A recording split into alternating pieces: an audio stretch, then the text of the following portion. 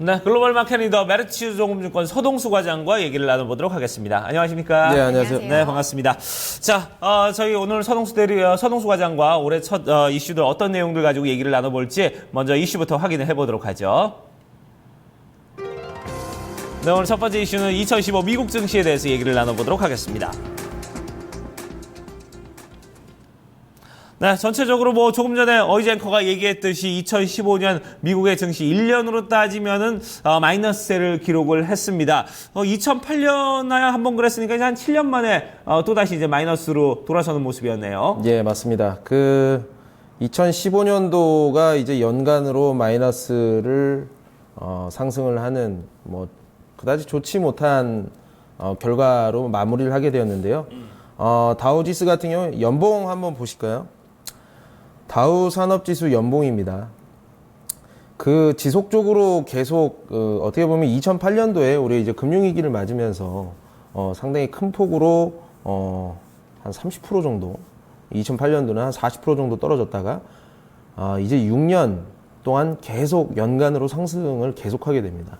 그 이후로 올해 같은 경우에는 하락을 하게 되고요. 이게 이제 결국에는 금융위기에 맞서서 금리를 하락을 시키고 상당히 공격적으로 양적 완화 정책을 펼치면서 지수가 다시 상승 권역, 그리고 그러니까 기업들의 수익들이 좀 늘어나는 이런 사이클로 들어가다가 2015년도 이제 마지막에 12월 달에 금리 인상이라는 통화를 팽창하는 이런 정책을 정반대로 이제 이끌어 나가면서 지수 자체도 마이너스로 마무리를 했다. 물론 나스닥 지수 같은 경우는 뭐 플러스 5%가 넘는 상승을 보여주긴 했습니다만 어쨌든 다우 지수가 마이너스권으로 마무리를 했다라는 것은 앞으로 강달러 환경이라든가 금리 인상으로 추가적인 금리 인상으로 인해서 기업들의 실적이 기존에 올라왔던 이런 성장률을 계속 유지를 할 수 있을 것이냐라는 것을 한번 생각을 해봤을 때 경기 하강으로 언제든지 들어갈 수 있다라는 측면, 그리고 증시라는 것들이 경제의 6개월을 선행을 하는 선행지표라는 것을 생각을 해봤을 때 우리가 항상 이런 위험도가 도사리고 있다라는 측면, 이렇게 6년 동안 오른 모든 어떤 자산이든 간에요. 이런 동안 이제 상승이 계속 지속이 되게 되면 자연적으로 조정이 수반이 된다라는 측면을 우리가 한번 생각을 계속 해봐야 될 것 같습니다. 네. 그래서 연간으로 마이너스가 됐다라는 측면, 우리가 항상 주의를 좀 많이 기울여야 되는 시점이 되었다라고 보시면 될 것 같습니다. 네.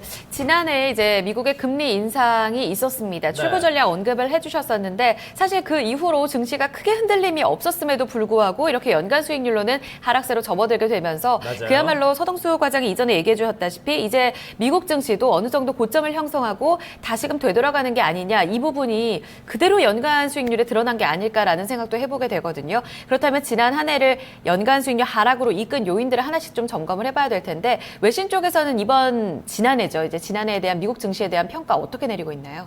일단 CNN 머니 따르면요. 일단 2015년도에는 미국 금리 인상이라는 굉장히 굵직한 정책적인 이슈가 있었었고요. 그리고 중국이 6%, 7%대로 경제 성장률이 둔화가 되는 모습들, 그리고 국제 유가가 거의 사상 최저치에 이를 정도로 골드만삭스에서는 배럴당 20불 정도까지 떨어질 수 있다, 아주 베어리시한 이런 전망들을 내놓을 정도로 유가 상황이 상당히 좀 좋지 않으면서 이러한 것들이 변동성을 확대를 시켰다라고 이렇게 얘기를 하고 있습니다. 네.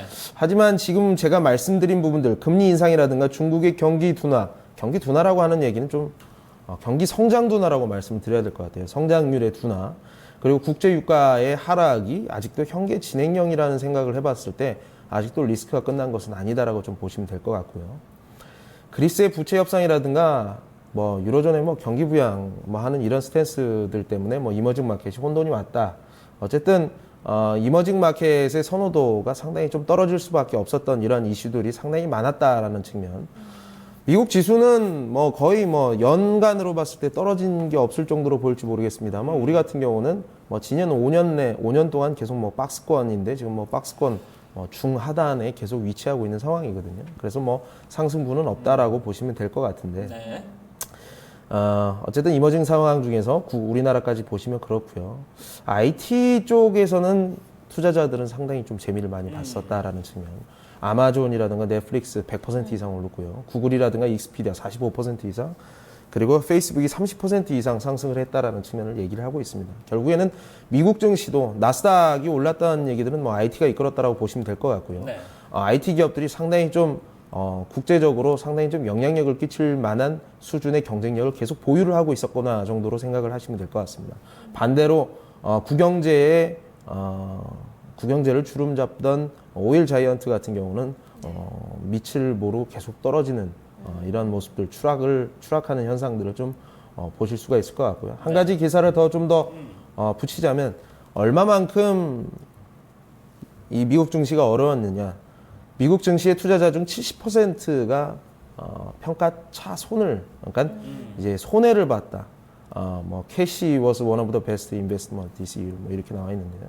현금을 보유하는 것이 가장 좋은 투자 중에 하나였다라고 표현이 될 정도로 미국 증시가 상당히 좀 터프했다라고 이렇게 말씀을 드릴 수 있을 것 같습니다. 네. 자, 전체적으로 보면은 이제 조금 전에 얘기했던 것처럼 IT 쪽에 이제 어떻게 보면 이제 신 패러다임 자체는 이제 좋은 흐름을 가져갔고, 반대로 이제 국영제 어떤 상징이라고 하는 이제 유가와 관련된 종목들은 좀 떨어졌다. 이렇다면은 올해도 좀 그런 추세는 계속해서 지속될까요? 어떨까요? 예, 어쨌든 연초 효과에 대해서 일단 많이 얘기를 하고 있습니다. 뭐 1월, 2월 28일 날짜 뭐 배당락을 기점으로 해서 다시 좀 개인 투자자들이 증시로 돌아오는 모습들이 1월, 2월까지 기간의 매수세와 더불어서 어느 정도 이어질 가능성은 상당히 크다라고는 보고는 있습니다만 2016년도 전체적으로 봤을 때는 리스크 자체가 상당히 레벨업이 되어 있는 상태다라고 말씀을 드릴 수가 있을 것 같습니다.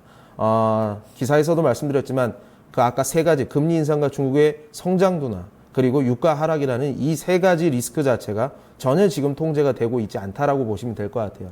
미국 언제든지 혼자만 금리 인상을 하면서 강력하게 좀 자금을 다시 돌려받는 이러한 형태로 언제든지 갈 수 있다라는 측면이 이머징 마켓에서는 어느 정도 계속 좀 리스크적인 수급이라고 좀 보실 수가 있을 것 같고요. 중국의 성장 둔화라는 것은 우리의 이제 수출 둔화라는 것도 직결되어 있는 모습들, 그리고 유가의 하락이라는 것이 산유국들이라든가 아니면은 미국의 셰일 내지는 전 세계에 있는 이 페트로캠, 이 정유화학 기업들에게 상당한 위협으로 작용할 가능성이 상당히 크다라는 측면 때문에 리스크가 좀 확장이 돼 있다라고 보시면 될 것 같습니다. 구경제를 주름잡고 있던 이런 제너럴리스트 같은 오일 자이언트보다는 결국에는 전체적인 바스켓 매매, 이머징을 바스켓 매매할 가능성이 가능성 자체가 상당히 지난해보다도 낮아져 있는 상태입니다. 네. 여기에서는 기관들이 끌고 가는 국내의 뭐 어떤 스페셜리스트 기업들을 좀 집중을 하는 부분들이, 제가 전략을 말씀을 드리지만 작은 전술 하나하나에 기술적으로 좀 접근을 해야 된다라는 말씀을 드릴 수밖에 없을 정도로 좀 환경 자체는 좀 악화가 될 가능성이 상당히 크다라는 말씀을 좀 드리고 싶습니다. 네. 경제 자체 어떤 산업 구조의 패러다임이 바뀌게 되면서 내년도, 그러니까 이제 올해죠. 올해부터는 이 같은 차별화 속에서 더욱더 차별화된 선별적인 매매가 중요해질 것 같습니다. 네. 신경제 패러다임 속으로 더욱더 스페셜리스트 기업에 집중하는 투자가 필요하다라는 부분으로 첫 번째 이슈를 정리해드렸는데요. 앞서서 이야기가 나왔다시피 거의 뭐 신경제 쪽에서 수익을 봤었어도 유가의 투자를 같이 했더라면 손해를 보는, 그러니까 현금이 좋았다, 현금을 보유하는 게 좋았다라는 평가가 나오고 있는데 국내 역시 이 같은 운명에서 벗어나기 쉽지는 않았습니다. 그렇다면 리스크는 어떻게 점검을 해봐야 될지 두 번째 이슈로 점검해 드리겠습니다. 네, 두 번째 이슈는 전반적인 리스크에 대해서 좀 얘기를 나눠보도록 하겠습니다. 네. 자, 지금 이 타이틀만 딱 봐도 지금 우리의 경제가 올해 이렇게 좀 여러 가지 좀 리스크들이 좀 도사리고 있는 것 같아요. 어떤 내용들일까요? 일단 한국 경제 전반적으로 상당히 좋지 못하다라는 말씀이고요. 한국 12개월 연속으로 수출이 감소되는 모습들, 12월 수출 지표가 마이너스 13.8%, 수입은 마이너스 19.2%, 불황형 무역 수지 흑자를 보여준 12월 달의 무역 지표였습니다. 네. 일단은 뭐 수출 지표는 꾸준하게 좋지 못한 양상을 보여주고 있습니다. 앞서서도 얘기가 나왔지만 우리 국내 증시로 봤을 때도 코스피는 박스피의 오명을 벗어나지 못했고 코스닥만이 좋은 수익률을 나타내준 한 해였었는데 올해 그렇다면 이 같은 무역 악화 상황이 그러니까 경제 성장에는 어떤 악화 요인으로 작용하게 될지요? 예, 블룸버그 따르면 일단 2016년도에 한국 목표 경제 성장률을 3%로 잡고는 있습니다만 사실 이 자체도 높다라고 보기에는 상당히 어렵습니다. 우리의 경제 규모 자체를 생각을 해봤을 때 3%의 경제 성장률이 만약에 이걸 달성할 수 있느냐 없느냐도 중요하지도 않을 정도로 낮은 수준이라고 보시면 될 것 같고요. 이는 같은 이머징 바스켓 내에 안에 있는 인도라든가 중국 대비해서 전혀 매력을 보여주지 못하는 숫자라고 보시면 될 것 같습니다.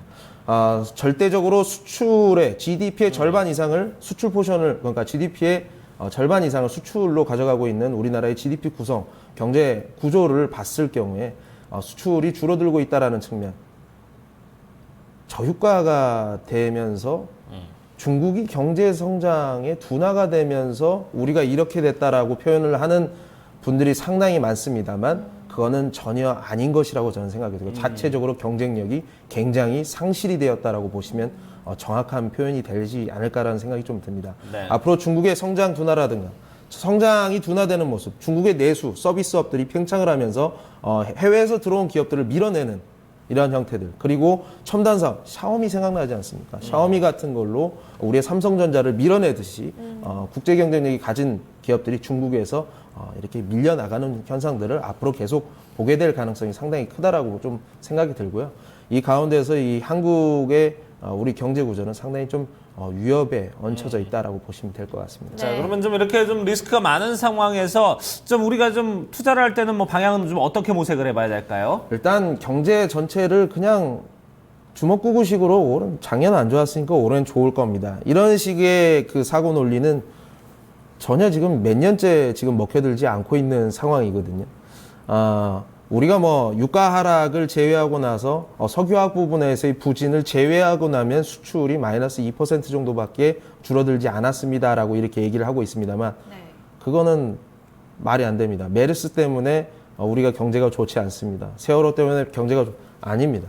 원래 경제에는 메르스도 항상 있는 거고, 그리고 유가의 하락도 어떤 특정 자산의 가격 하락이라는 것, 그리고 여러 가지 메르스 질병 이런 것들은 어떻게 보면 하나의 경제 블록 안에서 충분히 일어날 수 있는 일이거든요. 이런 것들을 합산해서 경제 성장률로 나오는 거기 때문에 이러한 것으로 우리가 핑계를 대면서 할 지금 상황이 아니다라고 보시면 될 것 같아요. 반대로 얘기하면 석유화학 없이 그렇게 경제 구조가 취약합니까? 라고 이렇게 되물을 수 있을 정도로 우리나라의 한국 경제의 수출 산업 전선에 상당히 좀 문제가 많이 생겼다라고 보시면 될 것 같습니다. 결국에는 첫 번째 이슈의 연장선상에 있는 얘기인데요.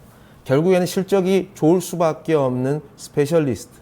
이제 다우 같은 경우는 이제 미국에서는 연초부터 이제 실적 어닝 시즌이 시작이 됩니다. 이와 더불어서 1분기, 우리 이제 지난 4분기 실적이 좋은 기업들, 스페셜리스트들에게 주의를 많이 기울이고 이쪽에 트레이딩 쪽으로 들어가야 된다. 이렇게 말씀드리겠습니다. 네, 우리 국내 수출업체들의 경쟁력이 상당히 부진해지고 있습니다. 그 가운데서 스페셜리스트에 집중하는 전략들 꾸준히 다시 한번 강조가 되고 있는데요. 올해 또 글로벌 마켓리더 통해서 자세한 전략들 저희가 전해드리니까요. 계속해서 좀 저희 코너들 집중해 주시면 되겠습니다. 자, 오늘 이슈는 여기서 마무리 짓도록 하겠습니다. 메리츠 종금증권 서동수 과장과 함께했습니다. 감사합니다. 네, 고맙습니다.